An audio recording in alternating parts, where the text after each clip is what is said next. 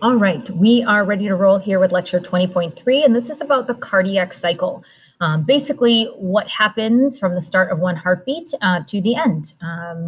And we are going to talk about two primary vocabulary words that are very important here, and that is systole and diastole. So taking a look here, you can see systole means to contract or muscle contraction, and then diastole means relaxation. So we are going to focus on the systole and the diastole of each set of chambers. So we'll talk about it for the atria, and we'll also talk about it for the ventricles as well.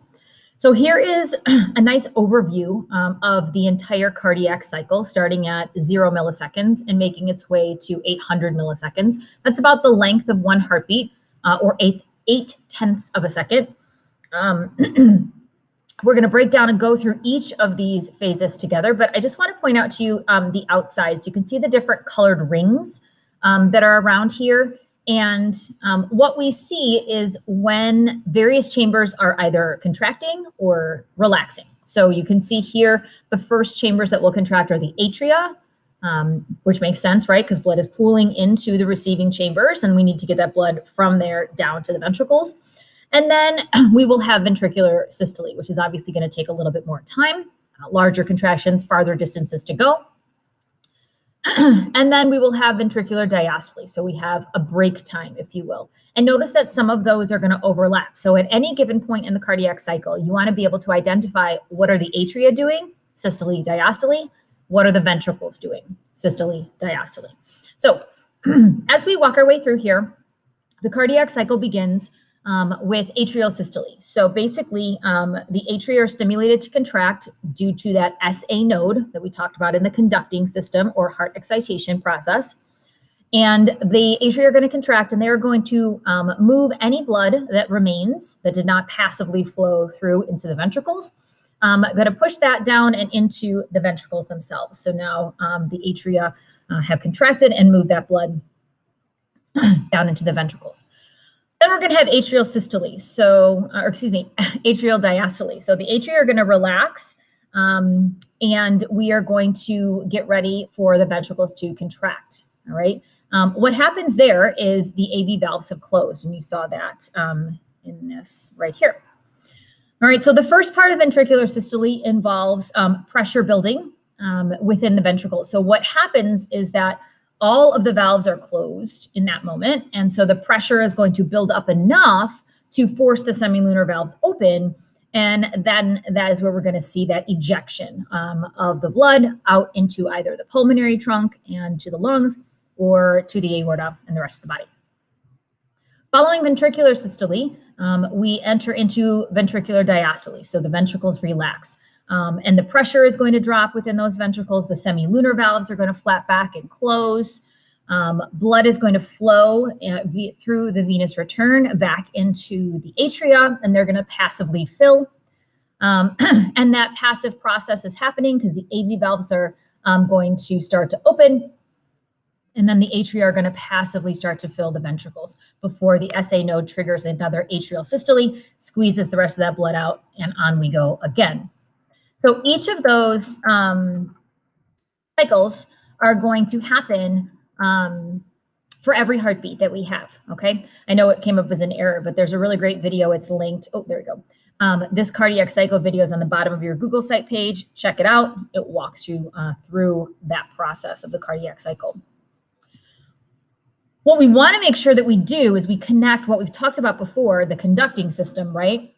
What we saw with the PQRST, our echocardiogram, with what's happening in the cardiac cycle. So we are going to take a look, and you can see that they've boxed out essentially and put that time frame of 800 milliseconds in our EKG, all right, or our ECG. And so that basically gives us that 8/10 of a second to look at what one heartbeat looks like, what one cardiac cycle looks like.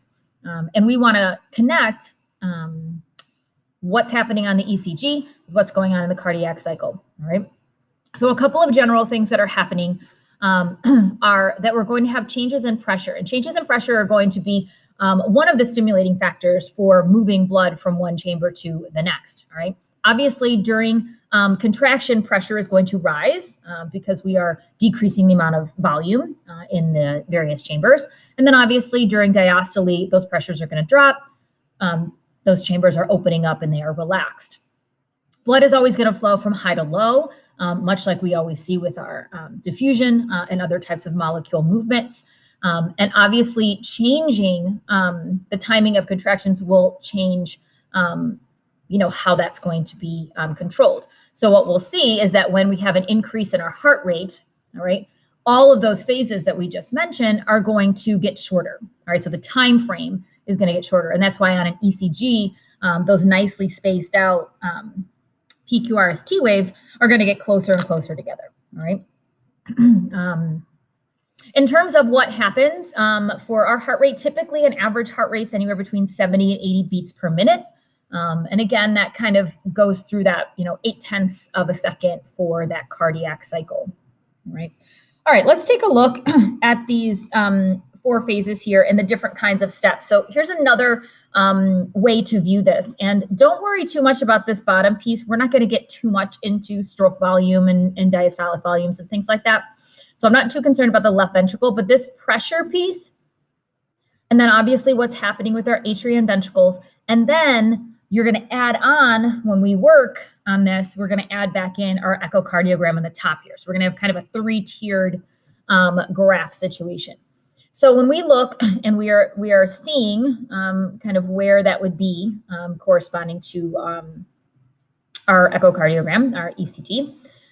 With step number 1 here is when we have that SA node triggering that first atrial contraction, all right? When that is triggered, that's when we're going to release that blood. So that's going to give us a little bit of a surge. And so we're going to see a pressure build up in the left atrium, right? Because we're squeezing it, decrease the volume, increases the pressure, right? Chemistry 101. All right, after that contraction has completed, now the atria are going to go into diastole for the rest of the cardiac cycle. They will be at rest. And the AV valves are going to close, all right? We'll find out a little bit later, or right now, what I'm going to tell you, that when the AV valves close, kind of like closing a door, you're going to hear a sound, all right? That's going to make a loud enough sound to be heard with a stethoscope, sometimes in your own eardrums if you're exercising, all right? Once those valves close, now we're going to have that isovolumetric contraction. So what do we mean by that? We mean all 4 valves, both AVs and both semilunars, are closed. So you have a closed ventricular chamber in both the right and left side. And so what happens is you have a high level of pressure buildup. And once that pressure buildup reaches a high enough level, that's when your semilunar valves are going to open, whether it's the aortic or the pulmonary, depending on which side we're on, and ventricular ejection of the blood is going to occur. And that's what we see peaking up here. All right. So this is all ventricular systole that is taking place, right? We're totally closed in. All 4 valves are closed. Pressure is building, building, building. And then we burst through the pulmonary and semilunar valves. All right. When that happens, obviously, our blood is going to leave. And when that pressure is no longer present, the semilunar valve flaps back closed, kind of like that saloon door idea, right? Somebody walks through it, it gets pushed open, and when nobody's there, it flaps back closed. And so then we see that AV valve and that pulmonary semilunar valve close up here, right? We'll get a little bit of a pressure buildup in the aorta, and that's what we see as the T wave on our ECGs, which we've talked about before. All right, then we have relaxation, all right? So we again, for a short time, the semilunars are closed and the AVs are closed, but for a very short time. And so we have isovolumetric relaxation. So the ventricles are no longer contracting, they're empty of blood. So they're just kind of chilling out for a minute. And then the AV valves are going to open. All right, so the AV valves are going to open again and allow for passive filling. And that's going to happen during that ventricular diastole, the end and so-called beginning of the next heartbeat. All right, the ventricles are going to fill up. About 80% of the blood that fills the ventricles will be passively filled. The other 20% is what gets pushed down and through into the right and left ventricles via atrial systole. All right. The other sound that we hear, as we all know, our heartbeat has 2 sounds to it. It's always when a valve is closing. All right. So when we talk about those heart sounds and we use a stethoscope to hear them, Your two sounds, your ba-bump, ga-gunk, lub-dub, all right, whatever sounds, words you are saying, the first sound that you hear is your AV valves closing. All right, so those atrioventricular valves, so that's tricuspid and mitral. And then the second sound you hear is the closing of your semilunars, so your aortic and your pulmonary. So just jumping back here for a second, here is where we have those AV valves closing, all right, and that's going to provide us with that first sound. And then here is where we have our aortic valve and our pulmonary valve closing, and so that's going to provide us with that second sound. Hopefully, if you have a stethoscope at home, that would be really great to be able to listen to your own heart. It's very, very cool. Sometimes you hear other sounds, these S3, S4s, these soft sounds. Usually it's blood flowing into the ventricles. So during that passive filling process, during that diastole. Sometimes when you listen to your own heart, you might hear sounds that shouldn't be there. You might have a heart murmur or something of that nature. And basically, usually with heart murmurs is you have something wrong with the valves. So if you have extra or different types of sounds, it means that something is not working exactly properly with your AV and your SL valves. All right, and this just gives you kind of locations of where you should put the stethoscope if you wanted to hear certain sounds of various valves opening and closing. And so again, you can see the various placements. Sometimes when you're at the doctor, you'll notice that they move around the stethoscope, around your heart, around your lungs on the backside.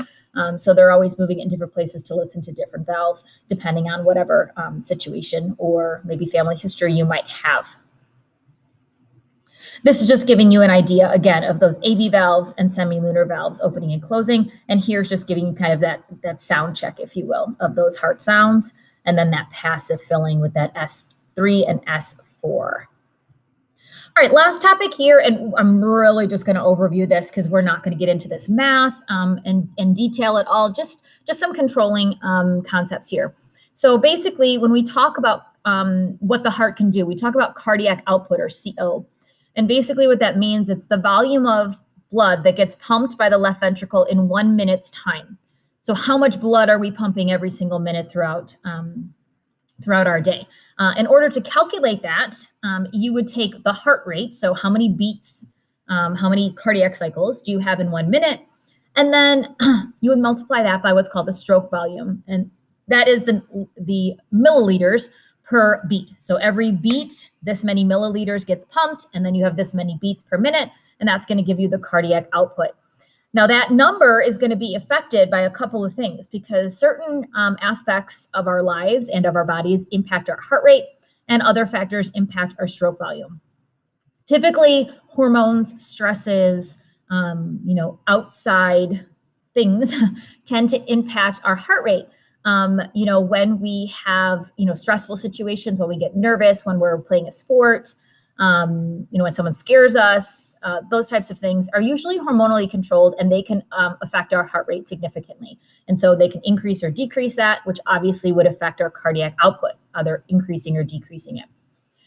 Your stroke volume is going to be something that's controlled by volumes of blood that are present at the end of diastole in the ventricles and at the end of systole in the ventricles. So depending on what that difference of blood is. And so if you have a valve issue, or maybe you have a weakening of the heart muscle tissue, you might not fill up or pump as much blood in and out of the right and left ventricles as somebody with a healthier heart would. And that would impact your EDV, your end diastolic, and then your end systolic volumes.